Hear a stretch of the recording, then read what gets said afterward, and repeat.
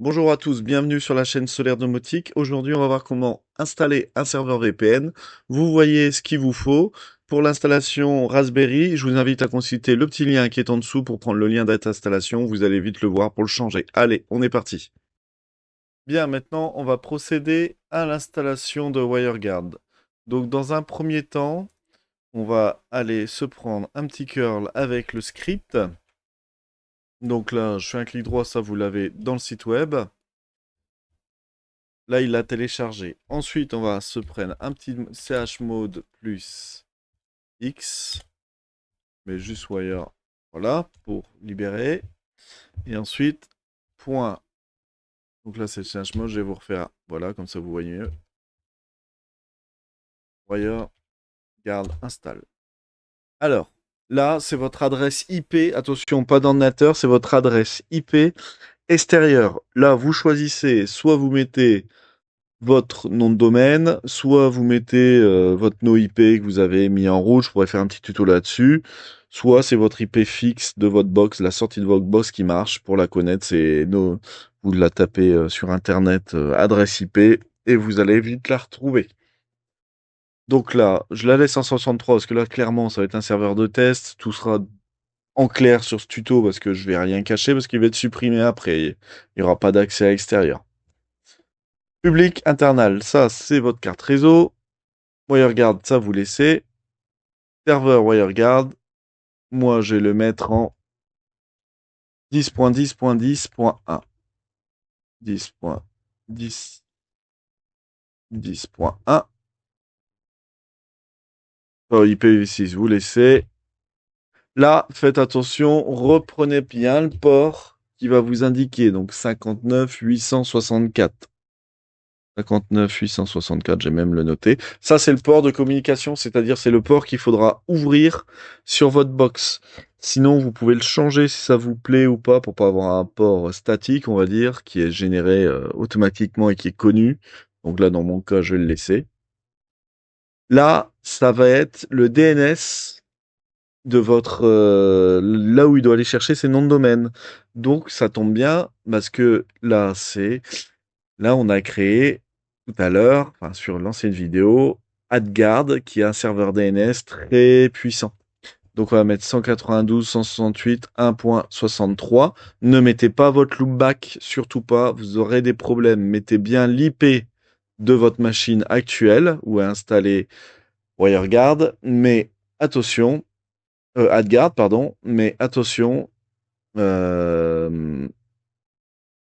vous changez d'IP, forcément, faudra la modifier. Là, il n'y en a pas, il y en a pas, donc tout passe par là. Là, vous laissez ici, ça va être concrètement que tout le flux de vos clients passe par la VPN. Ok, il installe, donc ça on va laisser faire.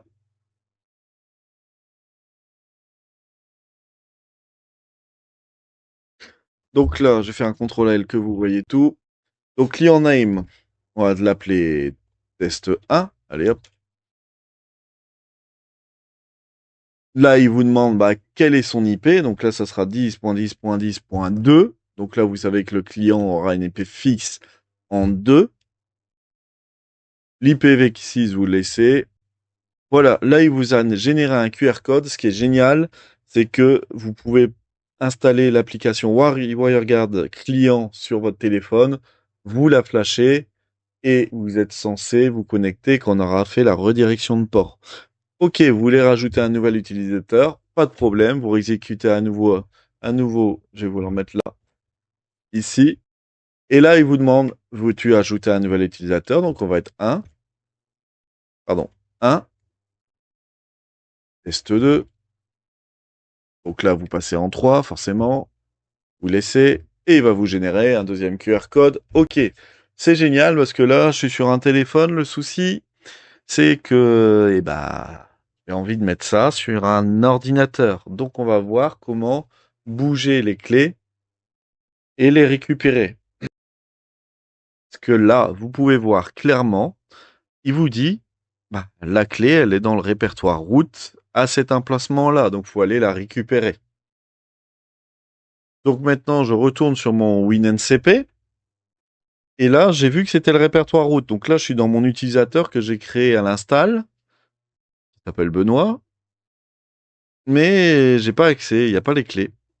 Donc on va avoir un souci, c'est aller pour récupérer les clés. Donc on va se taper un peu de ligne de commande pour bouger les clés qui sont dans route vers le répertoire homme Benoît, où là, j'ai les accès.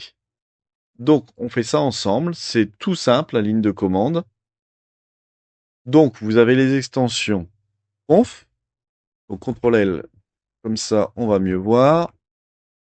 Donc, on va faire un move slash route, parce que c'est là où sont stockées vos clés. Étoile.conf place homme. Et là, pour le coup, j'ai marqué Benoît, parce que c'est mon nom d'utilisateur. Et je vais la valider. Voilà. Donc, maintenant, on va retourner sur notre petit WinNCP. Homme, Benoît. Tac, on va relancer une petite actualisation. Voilà, on retrouve les clés. Test, test 1, test 2. On retrouve les clés clients qu'on a créées. Donc maintenant, vous pouvez les télécharger librement et les injecter dans votre client WireGuard. Il n'y a rien de plus simple.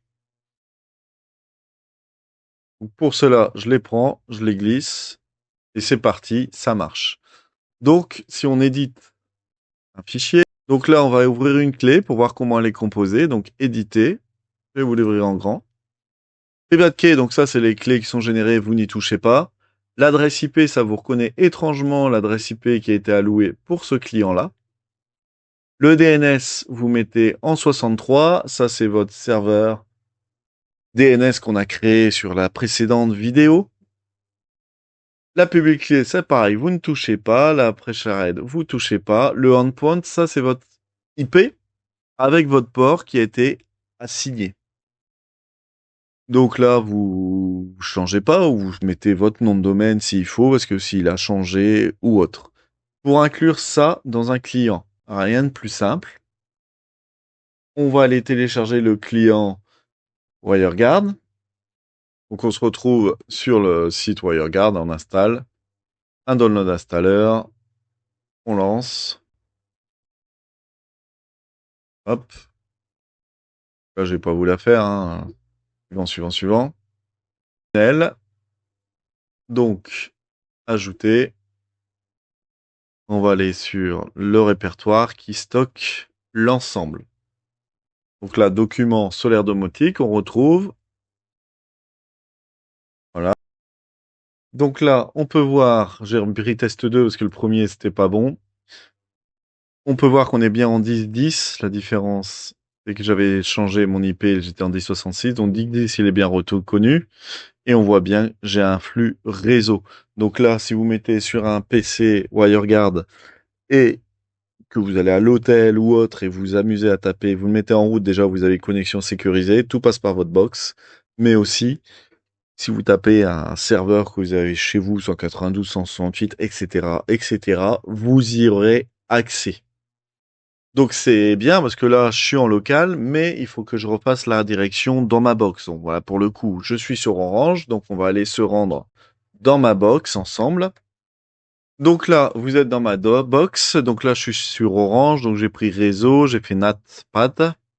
Je vais créer un nouveau. Donc j'ai marqué test, hein. Il va pas rester. Le port interne, le port externe. Si vous l'avez oublié en cours de route, vous prenez votre clé. Vous le retrouvez ici. Alors vous éditez la clé. Alors il est là. 59 864. Donc vous mettez 59 864. Le port externe, on pouvait mettre autre chose, mais il faudra modifier la clé, donc 59 854. Surtout, vous mettez en UDP. Et là, vous allez chercher dans la liste, là pour mon coup, mon serveur VPN. Et voilà, et de l'extérieur, vous saurez vous connecter sur votre serveur et avoir accès à votre box, avoir accès à ce que tout transit, tout flux réseau passe par votre box. Donc voilà pour l'installation du client, ça reste assez simple. Bon, un petit retour d'expérience. Donc, sur le site, vous avez découvert la ligne de commande pour faire ça sur un Debian ou un Raspberry, vous devrez adapter. Sur le Raspberry, j'arrivais à des taux de transfert pas fou, pas fou. Pourquoi? Parce que j'étais sur un PI3 avec une carte de 100. Et forcément, ça ralentissait énormément. Je suis passé sur le serveur Prosmox où j'ai une carte de 1 gigabit. Et là, j'ai plus de déconnexion, j'ai un débit beaucoup plus rapide. Donc tout ce qui va être PI3 ou antérieur, je vous le déconseille honnêtement. Sinon, le reste, vous pouvez y aller. N'hésitez pas à vous abonner à la chaîne, ça fait toujours plaisir. Et aussi à faire des commentaires s'il y a un souci ou autre. Allez, bonne soirée, bon courage.